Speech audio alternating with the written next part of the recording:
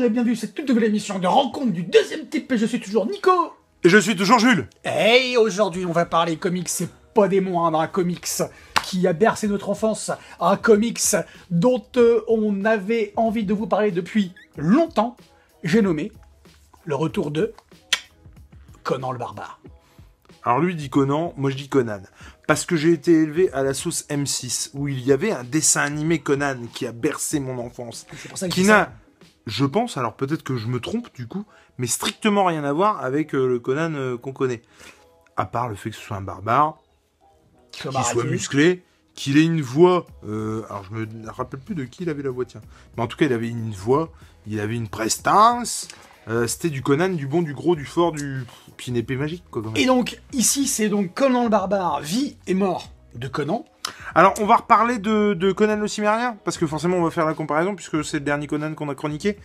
Enfin, on va reparler, en gros, pour dire du bien de celui-là et du mal de l'autre. Je crois qu'on peut le dire comme ça. Ouais. Non, mais je sais pas, qu'est-ce que t'en penses? Tout à fait, mais on a déjà dit pas mal de choses sur le Cimérien. Tout à fait. Donc, on va commencer par donc Conan le Barbare. Alors, déjà les auteurs. Vie et mort de Conan, on parle de Jason Aaron et de Mahmoud Asrar. Et alors, c'est que du lourd, là, en fait, encore un duo de malades. On adore le trait de Mahmoud Asrar, moi j'adore le scénariste Jason Aaron, on est d'accord. Et alors, il s'agit déjà d'un tome à 10 balles. Jusqu'à l'épuisement des stocks, là. Jusqu'à l'épuisement des stocks. C'est un retour. Il y a un autre retour qui a été fait cette année. Attention spoil, il est meilleur. Autant on a conspué, on a pourri les 4 fantastiques et honnêtement, à raison. Je veux dire, on pourrit pas pour pourrir. Hein. Nous le troll, enfin on n'est pas comme ça, quoi, on s'en fout. On n'a aucun intérêt. C'est ça. Si on vous dit qu'on n'a pas aimé, c'est vraiment qu'on n'a pas aimé. En l'occurrence, les 4 fantastiques, c'était pas du tout notre cam. Et parce que c'était mal fait. On trouvait. C'est ce qu'on... Oui, bien sûr. Et là, pour le coup, c'est excellemment fait. Alors, par Asra et Aaron. Aaron. Et donc, moi, ce que je voulais dire en guise de conclusion, en guise d'introduction, c'est que j'ai lu, comme je fais souvent, les introductions des comics, quand il y en a, hein, ou des post-faces, quand il y en a aussi. Et là, ce qui est intéressant, et dans l'introduction et dans la postface, on a un topo sur Asra, hein, le dessinateur, et sur Conan ici dans l'introduction. Et on a affaire, en particulier pour Asra, à quelqu'un qui est fan absolu de Conan. Et du coup, je pense que si j'avais pas lu qu'il était fan de Conan, je l'aurais senti. Parce que clairement... il respecte en plus carrément l'œuvre, la façon dont a écrit, comment il s'appelle l'auteur original, celui qui a écrit les romans. Je confonds toujours avec c'est Howard. Voilà. Je confonds toujours avec l'auteur de Sherlock Holmes. Je ne sais pas pourquoi. Donc le romancier Howard, il a créé le personnage de Conan et il avait la particularité d'écrire en fait des petites parties de la vie de Conan de manière, il n'y avait pas de chronologie forcément dans ce qu'il écrivait et Aaron a très bien su retranscrire cette façon d'écrire de Howard. C'est-à-dire qu'on est donc dans Vie et mort de Conan, et on a plusieurs petites chroniques en fait qui suivent. Avec un petit fil rouge. Avec un fil rouge mystique, très mystique et extraordinaire. Et pour le coup, moi c'est ça que j'ai apprécié en fait. Et c'est d'une intelligence folle pour un retour. C'est exactement ça qu'il fallait faire. Exactement. Ce bouquin est intemporel. Tu vois, il correspond pas à une époque, il correspond pas au... Je veux dire, il n'est pas à remettre dans une temporalité du personnage, contrairement par exemple au retour des 4 Fantastiques, où leur retour, c'est leur retour. Là, c'est vie et mort de Conan, c'est limite un manifeste sur Conan, tu vois. Carrément. Et sur ce qu'est et ce que doit être Conan. Que ce soit dans n'importe quelle de ces petites histoires...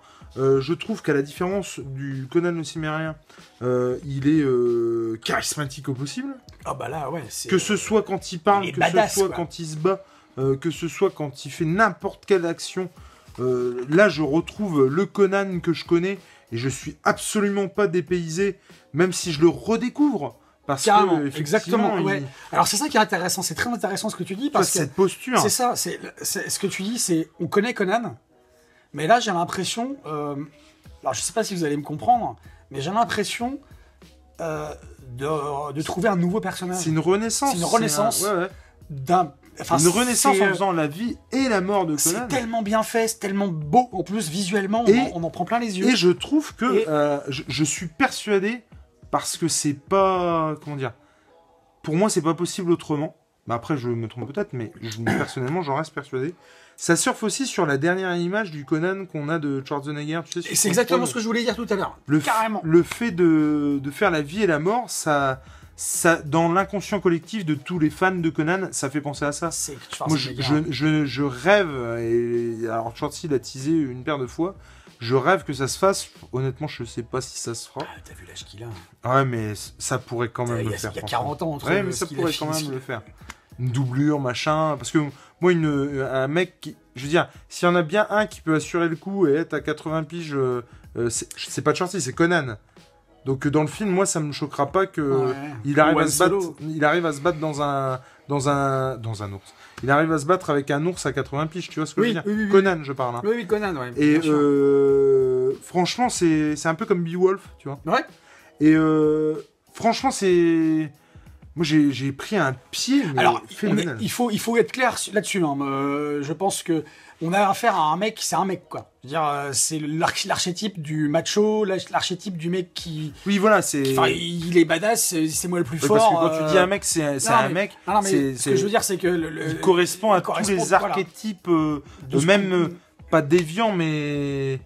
Non, c'est pas déviant le terme, mais... Non, mais tout ce qu'on peut... exacerber, du mec, comme on peut le penser dans tout le stéréotype. Le stéréotype, le cliché du mec. Mais quelque part, c'est ça aussi qu'on aime. C'est Conan. C'est Conan, et c'est pas dérangeant. Je veux dire, j'aime pas du tout, dans la vie de tous les jours, le machisme et compagnie, mais pour moi, Conan est comme ça. Comme James Bond... Exactement. Et comme ça. Dans une moindre mesure ou dans une autre mesure, effectivement, carrément. Dans la vie de tous les jours, je ne supporterai pas le personnage de James Bond. Pas James Bond, c'est James Bond. Tu vois. Et bref, tout ça pour dire que c'est du bon. Ah bah c'est extraordinaire. Moi j'ai pris un pied monstrueux. Et puis mon beau-père l'a lu avant moi parce que je l'ai acheté l'été dernier. Il l'a lu avant moi et il a adoré. Et mon beau-père, il a 60 piges l'année prochaine. Donc Conan, c'est encore plus sa jeunesse que nous. Et il m'a dit qu'il a kiffé, vraiment. Et puis ce qu'il y a de balèze aussi, c'est de faire les premiers d'une série qui... parce que donc c'est le premier tome. C'est le premier tome, ouais. Et le deuxième sort en février, je crois. Alors 10 balles, comme les 4 Fantastiques. Il sera à 18 balles, le deuxième tout augmente, hein, surtout chez Panini. Le deuxième sera à 18 balles. 18 balles, ouais. Et bah pour le coup, celui-là, je vais l'acheter, hein, parce que c'est juste... Tu l'as pas acheté, celui-là ? Si. Mais ah oui, le deuxième, par rapport des 4 Fantastiques. Excusez-moi. C'est-à-dire que les 4 Fantastiques, je cherche à revendre. Moi aussi. Le premier, je l'ai mis à... Moi 6 balles. Tu l'as mis à 6 balles aussi, j'ai vu sur... Et il part pas. Hein. Moi non plus, il part pas. Attends, on veut le dire. Il ne part pas. Et alors que celui-là, non seulement je garde le 1, mais j'achèterai le deuxième à 18 balles. Non, et puis c'est pas le truc mariage de Ben Grimm, moi ça me... C'est pas le truc qu'on fera gagner à un concours, puisque on l'a pas aimé. On l'a pas aimé, donc voilà. Et puis, alors, on l'a pas aimé, et contrairement à, par exemple... comment il s'appelait ce comics qu'on a fait gagner, et pourtant qu'on avait chroniqué... I Am Legend. Le premier comics premier concours qu'on a fait. Pour le coup, on n'a pas aimé, mais on comprenait qu'on puisse aimer. Ouais, mais on l'a pas descendu le titre, parce qu'on a trouvé des qualités à ce titre-là, Legend, mais alors que là, les 4 Fantastiques, pas du tout. On le fera pas gagner. On trouvait pas de qualité à lui donner. En revanche, Conan, pour moi, il y a que des qualités, en fait. Et donc, c'est les premiers numéros d'une série, et c'est quand même formidable de faire de ça un one-shot. C'est ça. Ça pourrait très bien être un one-shot. Ça aurait pu s'arrêter là, effectivement. Mais là, on réintroduit déjà Conan. Et puis, on le voit avec... c'est pas pensé à quelque chose, ça. Si. Hein, avec les faiblesses, avec... je veux dire, on le montre... Même dans ses faiblesses, il est badass. Mais on montre ses faiblesses. Mais parce qu'en fait, il est badass dans ses faiblesses, parce que même Conan a des faiblesses. Et je trouve que c'est ça qui est badass, en fait. C'est ça. Donc, c'est bien ce que je te dis. C'est exactement ça. Il a les qualités de ses défauts, quoi. C'est juste dingue. Et alors, par contre, il faut du coup souligner encore une fois. Alors moi, vous savez ce qu'on pense de Panini. On le dit très régulièrement. Pour le coup, là, il faut saluer C'est une belle édition. le boulot de C'est Panini. une belle édition. J'attire votre attention. Ça pourrait faire l'objet d'un mini unboxing. Tout d'abord, on a une intro. C'est du hardcover. On a une très belle couverture. On a c'est du hardcover, bien entendu. La tranche, elle est un peu... Alors, je sais pas si on le verra là. Elle a la couleur du... Mais elle a la couleur, effectivement, un peu Parchemin, passée, quoi, un peu usée. Comme si on couleur avait parchemin, un vieil objet dans les mains. c'est ça, un vieux grimoire. On a en 4e de couverture ce magnifique ersatz de Schwarzenegger. C'est du bel ouvrage, de la tache de sang, enfin bref, tout ce qui inspire Conan. Et on a à la fin... Une interview de j'étais sur le cul. Mahmoud Asrar. Alors attends. Déjà, Déjà, on a les couves. à chaque début de Ezad Ribic, j'avais raison. Voilà, c'est ça, elle est là. Ezad Ribic, effectivement. Donc on a forcément l'ouvrage. On finit avec une interview de Mahmoud Asrar. Et Une flopée de couverture. une flopée de couves C'est de G. Scott Campbell, Daniel Buscema, Acuna, Adi Granoff, John Gassadé, Tyler, Bill Sienkiewicz. Vraiment, c'est la fête à neuneux. Et j'ai trouvé ça hyper chouette. On a du coup, bien forcément, sûr, une bio, mini-bio une courte bio des auteurs. Mais avec la petite interview de Mahmoud Asrar, enfin... Ça donne... Ouais. Non, mais c'est vrai, franchement. Ouais, ça m'a... J'ai trouvé ça génial. Alors, pour le coup, il y avait les magnifiques, pour revenir aux 4 Fantastiques, les magnifiques couves d'Alex Ross. Mais il n'y avait pas ce côté interview qui est vachement bien. Et pourquoi en fait ça explique comment ça se fait que Marc Bossry, il en est arrivé là à Conan. Ça légitime de plus que ce soit lui et personne d'autre sur Conan. C'est extraordinaire. Donc, non, on a adoré, on va pas le redire, on a surkiffé. On vous conseille à fond quoi. Conan. Venez nous dire ce que vous en avez pensé en commentaire. On vous invite du coup à acheter le deuxième qui va arriver, tu dis en janvier ? Janvier-février normalement, à 18 balles le tome. Mais on a tellement de trucs à acheter. La pile à acheter. La pile à acheter, c'est vraiment ça va revenir sur le tapis, c'est sûr. Je crois, ouais. Et franchement, franchement, laissez-vous porter par le truc, c'est terrible. Que ce soit du Conan... le barbare. Le barbare. Le Conan le cimérien.